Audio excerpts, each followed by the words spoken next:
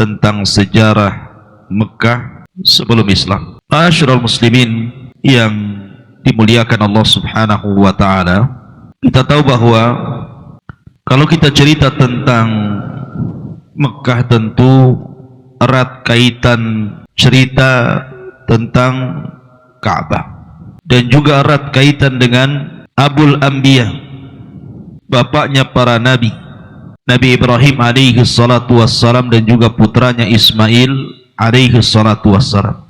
Maka kita akan bermula cerita ini tentu dari kisah Ibrahim alaihi salatu wassalam dan juga Ismail sampai secara singkat kepada zaman sebelum Nabi sallallahu alaihi wasallam dan juga dilahirkannya Nabi sallallahu alaihi wasallam, kemudian diangkatnya beliau menjadi nabi dan rasul dan seterusnya.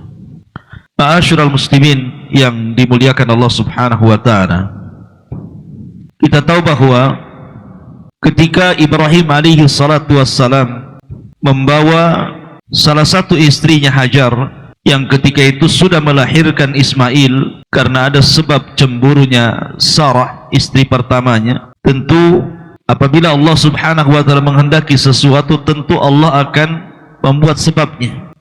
Mungkin sebab itulah maka Ibrahim harus membawa Hajar dari Palestina menuju negeri yang kering kelontang, tidak ada air, tidak ada tumbuhan, tidak ada makanan, bahkan tidak ada manusia yang sampai ke tempat itu. Maka Nabi Allah Ibrahim alaihi salatu wassalam pun kemudian membawa Hajar dari Palestina bersama Ismail kecil menuju negeri Arab. Maka diletakkanlah di sebuah tempat yang kelak disebut Bakkah ataupun Makkah. Tentu ada pelajaran besar di sini. Bagaimana seorang wanita Hajar yang sangat lemah secara fisik maksudnya, tapi kuat secara tauhid dan tawakal kepada Allah Azza wa Jalla, bisa diletakkan di sebuah lembah biwadin ghairi di zara'in, sebuah lembah yang tidak ada tanaman di situ. Sehingga ketika kemudian Ibrahim meletakkan Hajar di situ, Hajar ini sempat bertanya, kenapa ku tinggalkan diriku di tempat ini? Tetapi Ibrahim memang dilarang oleh Allah Azza wa Jalla untuk memberikan alasan ataupun menjawab. Ibrahim hanya terdiam saja. Sampai akhirnya ketika Ibrahim pergi menjauh, maka Hajar pun mengatakan, apakah ini semua perintah Allah Azza wa Jalla? Kalau memang ini perintah Allah Subhanahu wa taala, idzan lan yudayyi'una Allah. Kalau begitu saya yakin Allah Subhanahu wa taala tidak mungkin menyia-nyiakan saya di tempat ini. Kalau kau hendak pergi, pergilah sana. Maka Ibrahim pun kemudian pergi tanpa melihat ke belakang, sampai ketika sudah menjauh dan sudah tidak bisa dilihat lagi oleh Hajar, barulah dia kemudian menghadapkan wajahnya ke tempat dia letakkan Hajar dan Ismail, kemudian berdoa kepada Allah Subhanahu wa taala akan kemakmuran tempat tersebut. Ma'asyiral muslimin yang dimuliakan Allah Azza wa Jalla, singkat cerita, karena perbekalan yang diberikan Ibrahim kepada Hajar itu tidak banyak, hanya cukup untuk beberapa hari saja, sementara Hajar membawa bayi yang sangat berhajat kepada makanan dan minuman, sehingga kemudian Hajar pun pontang-panting bingung untuk mencari minuman karena anaknya sudah mulai kehausan. Maka dia pun kemudian lari ke Bukit Safa, kemudian lari lagi ke Marwah, kemudian lari lagi ke Safa, kemudian lari lagi ke Marwah sampai 7 kali putaran, tapi tidak mendapatkan air yang dimaksud. Dia hanya melihat semacam fata morgana, dari kejauhan ada air, ternyata bukan air. Sehingga ketika dia merasa sudah menjauh dari Ismail putranya, dia khawatir ada sesuatu, kemudian dia kembali melihat putranya. Rupanya di samping putranya ada malaikat Jibril, kemudian menancapkan sayapnya persis di dekat telapak kaki Ismail. Kemudian tiba-tiba mengeluarkan air. Lah ketika kemudian air itu memuncrat dari dalam tanah, maka Hajar pun segera mendekat, kemudian berusaha untuk mendindingi air tersebut supaya tidak melimpah kemana-mana, sambil mengatakan zam, zam, zam.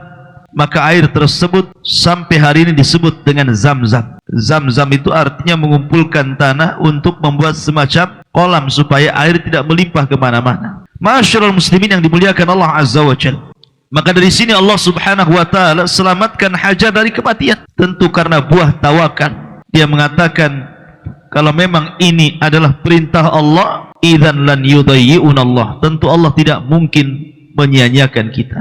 Maka yakinlah siapapun yang bertawakal kuat kepada Allah, maka Allah Subhanahu wa taala tidak akan menyia-nyiakan orang-orang yang bertawakal kepadanya. Seperti Hajar di sini. Lah kemudian setelah berlalunya waktu, akhirnya banyak burung yang datang dari mana-mana karena melihat ada air di situ, sehingga kemudian terkadang mengambil air di situ, meminum air di situ. Maka dari kejauhan ada kabilah yang berasal dari Yaman yang disebut dengan Jurhum. Kabilah Jurhum ini sedang melaksanakan safar.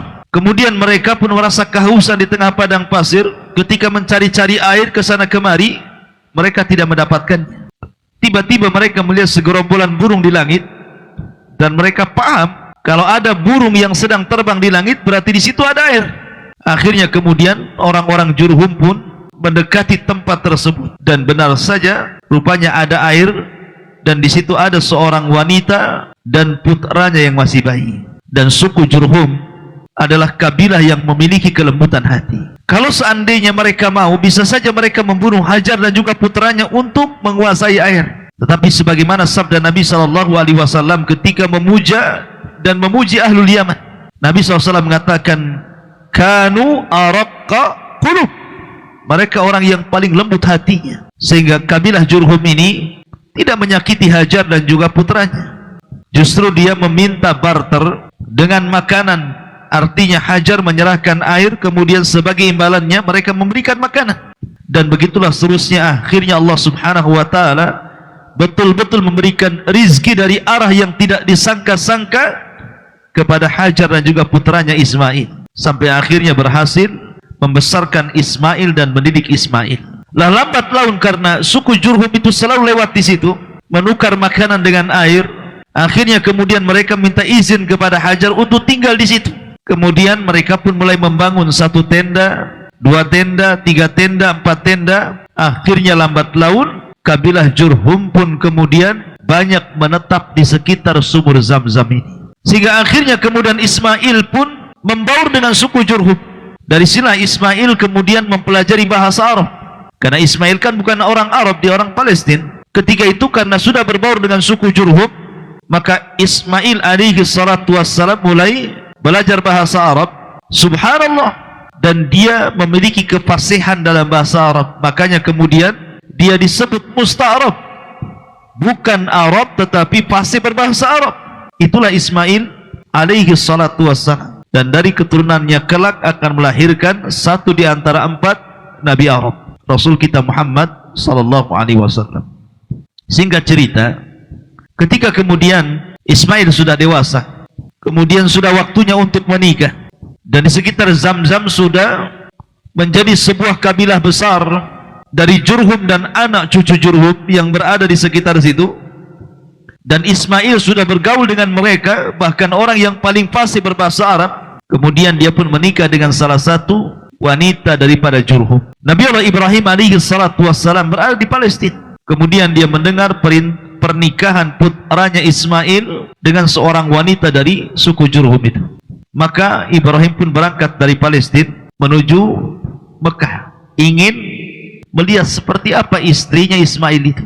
Kemudian sesampainya kemudian di tempat Ismail, Allah takdirkan Ismail tidak ada, sedang bekerja, dan Ibrahim hanya berjumpa dengan istrinya saja. Kemudian Ibrahim alaihi salatu wassalam pun berdialog, menguji tentang akhlak istrinya Ismail tanpa disadari bahwa Ibrahim adalah ayah daripada Ismail. Maka istri Ismail ini kemudian mengeluh akan kehidupan dirinya dan rumah tangganya. Intinya kecewa dan tidak bersyukur kepada Allah Subhanahu wa taala. Maka Ibrahim alaihi salatu wassalam berwasiat kepada istri Ismail yang pertama dengan mengatakan, kalau engkau berjumpa dengan suamimu, titipkan wasiat dariku, ghayyir atabata babik. Ghayyir atabata babik. Apa itu? Maksudnya ghayyir atabata babik, robahlah tangga arah pintu depan rumahmu. Itu artinya ghayyir atabata babik. Akhirnya kemudian Ibrahim pun pergi. Ketika istri pertamanya Ismail ini kemudian berjumpa dengan Ismail, Kemudian diceritakan tentang seorang yang sudah tua datang, kemudian bertanya soal rumah tangga kita, kemudian aku jawab seperti ini seperti itu. Tiba-tiba dia menitip pesan kepadamu agar engkau merubah tangga mengarah depan rumah. Ghayyir atabatabahik. Istrinya tidak tahu apa maksudnya Ibrahim itu menitipkan pesan seperti itu. Maka tiba-tiba Ismail mengatakan, sungguh yang datang kepadamu adalah orang tuaku, dan sungguh orang tuaku berpesan agar aku menceraikan dirimu. Maka Ismail pun menceraikan istri pertamanya karena perintah ayahnya Ibrahim. Kemudian singkat cerita, Ismail menikah lagi dengan seorang wanita Jurhum, dan dia memiliki atau mendapatkan wanita yang sangat salihah, penyabar dan pasrah kepada Allah Azza wa Jalla, dan menerima apa adanya bersama suaminya Ismail. Maka Ibrahim alaihi salatu wasalam ingin mengetes kembali, ingin menguji kembali istri keduanya Ismail, apakah dia wanita baik ataukah wanita yang tidak baik. Setelah kemudian berjumpa, kemudian wanita ini banyak memuji Allah Subhanahu wa taala, memuji suaminya, bersyukur akan kondisi dan keadaannya. Maka Nabi Ibrahim alaihi salatu wasallam berpesan kepada istri Ismail tanpa sepengetahuannya bahwa dirinya adalah orang tua Ismail, dan mengatakan, titipkan salamku kepada suamimu, katakan dariku, sabit atabatabahik, jangan kau robah lagi tangga depan menuju rumah depan. Akhirnya setelah Ibrahim pergi, kemudian istrinya bercerita, kemudian menyampaikan pesan Ibrahim agar jangan merubah tangga menuju depan rumahmu. Maka Ismail alaihi salatu wasallam mengatakan kepada istri keduanya, itu adalah ayahku, dan ayahku berpesan agar diriku tidak menceraikan dirimu. Maka dari pernikahan Ismail yang kedua dan mendapatkan wanita salehah, akhirnya kemudian dari istrinya ini turun-temurun memiliki keturunan sampai kepada Adnan, dan Adnan sampai kepada Abdul Manaf, dan Abdul Manaf sampai kepada Abdullah, dan Abdullah melahirkan Sayyidul Anbiya wal Mursalin Muhammadin sallallahu alaihi wa ala alihi wasallam. Ma'asyiral muslimin, di sini ada pelajaran bahwa orang tua walaupun anaknya sudah menikah, walaupun anaknya sudah berumah tangga, maka kewajiban memberikan nasihat orang tua kepada anaknya itu tidak terputus. Sebagaimana Ibrahim alaihi salatu wassalam tidak terputus berikan nasihat kepada putranya Ismail walaupun sudah berumah tangga. Maka Anda seorang ayah atau orang tua, kemudian Anda memiliki anak dan sudah menikah, maka tetaplah nasihat itu jangan terputus. Kalau Anda melihat anak Anda ini melenceng sedikit, maka cepat nasihati. Karena ini masuk pada firman Allah Subhanahu wa taala, "Qu anfusakum wa ahlikum nara." Jagalah diri kalian plus keluarga kalian dari api neraka. Ma'asyiral muslimin yang dimuliakan Allah Subhanahu wa taala, ketika kemudian Ibrahim alaihi salatu wassalam meninggal Siti Sarah di Palestina, kemudian dia pun tinggal di Mekah bersama Ismail. Ada sebuah peristiwa yang sangat menakjubkan antara hubungan ayah dengan anak ini. Di antaranya peristiwa tentang ujian Allah Subhanahu wa taala yang sangat berat yang Allah timpakan kepada Ibrahim. Ketika Ibrahim alaihi salatu wassalam meletakkan Hajar, dan Ismail ketika itu sudah menginjak usia 15 tahun. Dan kita tahu 15 tahun itu disebut dalam Al-Quran, falamma balagha ma'ahus sa'yu, itu usia sa'yu, usia yang memang sudah bisa diandalkan. Jadi kalau Anda punya anak usia 15 tahun, kan usia 15 tahun itu kan sudah bisa diajak bicara, diajak diskusi, sudah bisa disuruh-suruh. Bahkan dia kalau anak yang saleh, maka menyenangkan orang tuanya. Itulah Ibrahim alaihi salatu wassalam melihat Ismail sudah dewasa dan usianya sudah 15 tahun, sudah menginjak balik. Tiba-tiba Ibrahim alaihi salatu wassalam dikejutkan dengan sebuah mimpi. Dalam mimpinya Ibrahim alaihi salatu wassalam sedang menyembelih Ismail, betul-betul disembelih. Dan mimpi para nabi berbeda dengan mimpi kita. Mimpi para nabi itu hak, mimpi para nabi itu wahyu. Dan mimpi kita itu boleh jadi wangsit, boleh jadi dari syaitan, bunga-bunga tidur. Tapi mimpi para nabi itu wahyu. Sehingga ketika kemudian Ibrahim alaihi salatu wassalam keesokan harinya, di malam harinya dia bermimpi menyembelih putranya Ismail, dan Ismail ketika itu sudah dewasa, sudah usia 15 tahun, sudah bisa diajak berdiskusi, berbincang-bincang, tukar pikiran, digunakan tenaganya. Pokoknya itu usia yang sangat disukai oleh para ayah, apalagi memiliki anak yang soleh. Maka Ibrahim alaihi salatu wassalam memanggil putranya Ismail dan mengatakan, ya bunai, inni ara fil manam anni adbahuka fangdur madza tara. Wahai anakku Ismail, ayahmu bermimpi semalam bahwa ayahmu menyembelih dirimu. Fangzur madza tara. Coba bagaimana menurut pendapatmu wahai Ismail? Subhanallah, sebuah perintah yang datang dari Allah Subhanahu wa taala kepada para nabi. Tidak boleh perintah itu kecuali harus dilaksanakan, dan tidak boleh sebuah perintah itu harus meminta pendapat orang. Artinya ketika Allah Subhanahu wa taala merintahkan Ibrahim untuk menyembelih putranya, tidak boleh Ibrahim itu meminta pendapat Ismail. Harusnya Ibrahim itu segera mengambil pisau kemudian menyembelih Ismail. Tapi kenapa pula perintah Allah Azza wa Jal oleh Ibrahim alaihi salatu wassalam kemudian dimintai pendapat Ismail dengan perintah itu? Padahal dalam Islam, wa ma kana lil mu'minin wala mu'minatin idza qadallahu wa rasuluhu amran an yakuna lahumul khiyaratu min amrihim wa man ya'sillahu wa rasulahu faqad dhalla dhalalan mubina. Maka tidak layak bagi seorang mukmin laki-laki ataupun perempuan apabila datang perintah Allah dan Rasulnya untuk ada kebimbangan. Seolah-olah Ibrahim ini bimbang. Makanya dia harus bertanya kepada Ismail, semalam ayahmu bermimpi, bagaimana menurut dan pendapatmu Ismail bahwa aku menyembelih dirimu? Kata para ulama, Ibrahim bukan ada bimbang dengan perintah Allah, bukan ada bingung karena perintah Allah, tapi Ibrahim ingin menguji putranya. Ibrahim ingin menguji putranya, apakah putranya termasuk anak dari anak-anak yang saleh ataukah putranya tidak demikian. Tapi Ismail ada keturunan Hajar yang memiliki tawakal yang sangat besar, yang mengatakan kalau memang ini perintah Allah, idzan lan yudayyi'un Allah. Kalau ini perintah Allah, yakin Allah tidak menyia-nyiakan saya. Maka Ismail pun dengan tegas mengatakan kepada ayahnya, ya abatif al-ma tu'mar satajiduni insyaallah minas sabirin. Wahai ayahku, lakukan saja. Kalau ini perintah Allah Subhanahu wa taala, lakukan saja. Persis seperti perkataan ibundanya, tawakal kuat, lakukan saja. Kalau ini perintah Allah, engkau akan mendapati diriku insyaallah jika Allah berkehendak minas sabirin, termasuk hamba-hamba Allah yang sabar. Dan ini penting seorang ayah berdialog dengan anak di usia 15 tahun. Karena ini bagian daripada pendidikan. Karena usia-usia seperti itu kadang-kadang memiliki cita-cita dan angan-angan. Artinya di sini ada pelajaran tarbiyah, ilmu parenting, pendidikan seorang ayah kepada anak. Ma'asyiral muslimin yang dimuliakan Allah Subhanahu wa taala. Maka Ismail pun dalam riwayat Israiliyat kemudian pulang berpamitan dengan ibundanya Hajar. Bukan hanya itu saja, dia ambil pisaunya, dia ambil talinya. Kemudian setelah dia berpamitan dengan ibundanya, dia datang kembali ke ayahnya Ibrahim alaihi salatu wassalam. Kemudian dia katakan kepada Ibrahim agar Ibrahim mengikat dirinya, supaya kalau seandainya dia kesakitan akibat penyembelihan itu, dia tidak bisa lari karena terikat. Kemudian yang kedua meminta agar wajahnya dibenamkan ke tanah, supaya Ibrahim tidak melihat dan menatap wajah putranya sehingga kasihan dan tidak jadi melaksanakan perintah Allah. Kemudian yang ketiga, Ismail meminta kepada Ibrahim untuk menyingsingkan pakaiannya agar jangan sampai satu tetes darah pun menempel di pakaiannya, sehingga ketika ibundanya mengetahuinya akan sedih kondisinya. Maka Ibrahim pun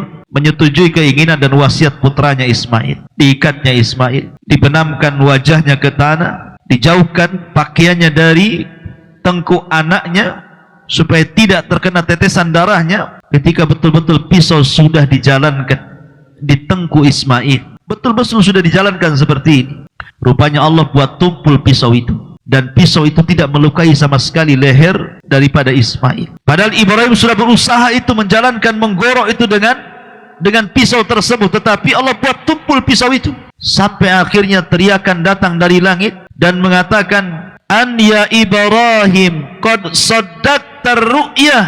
Wahai Ibrahim, engkau sudah membenarkan ru'yah, mimpimu, karena itu perintah Allah Subhanahu wa taala. Maka Allah Subhanahu wa taala mengatakan, wa fadainahu bidzibhin adzim wa taraknahu fil akhirin.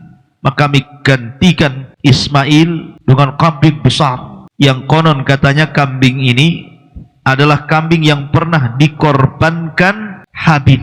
Ketika Habil diuji oleh Adam untuk berkorban bersama putra Adam yang lainnya Qabil, Maka Habil berkorban dengan kambing dan kemudian diterima kambingnya dan dimasukkan ke surga. Maka kambing ini kemudian diturunkan kembali ke bumi sebagai pengganti daripada Ismail dan dari silah permulaan syariat kurban yang kemudian menjadi syariat bagi umat Islam sampai hari ini.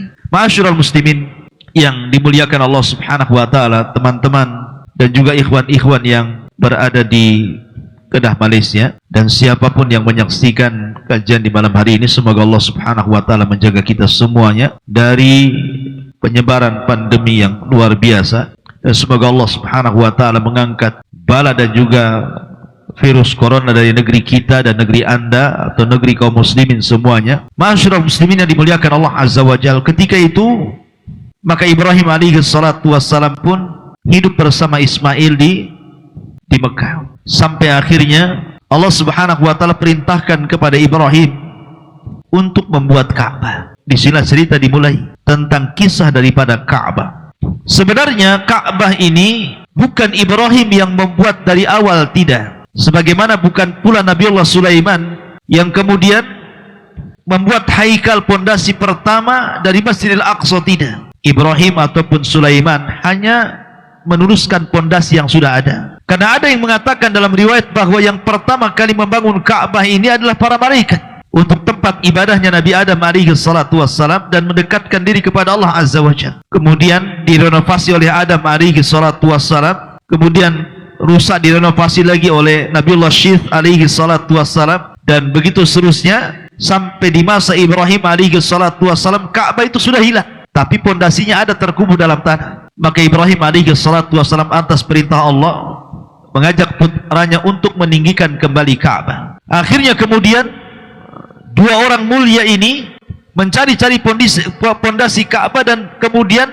ditemukan. Maka mulailah kemudian keduanya membangun Ka'bah itu sedikit demi sedikit, sebata demi sebata. Akhirnya lambat laun Ibrahim pun dan Ismail berhasil meninggikan Ka'bah. Wa id yarfa'u Ibrahimul qawa'ida wa Ismail. Dan ingatlah ketika Ibrahim dan juga Ismail meninggikan Ka'bah. Kemudian apabila lelah letih membangun, maka beliau pun istirahat di sebuah tempat di dekat dengan Ka'bah. Kemudian kalau lelah begitu juga istirahat. Akhirnya tempat itu terdapat bekas kedua kaki Ibrahim yang belakangan disebut Maqam Ibrahim, dekat dengan Ka'bah. Ma'asyiral muslimin, ikhwatu fiddin yang dimuliakan Allah Subhanahu wa taala.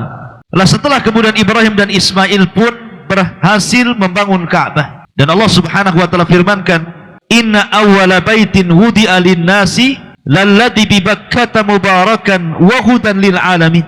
Sesungguhnya rumah Allah yang pertama kali diletakkan untuk manusia adalah yang terletak di Bakkah ataupun Makkah, yang penuh dengan berkah dan juga hidayah bagi semesta alam. Ma'asyiral muslimin yang dimuliakan Allah Azza wa Jalla, dari sini ada faedah besar tentang peletakan Ka'bah ini.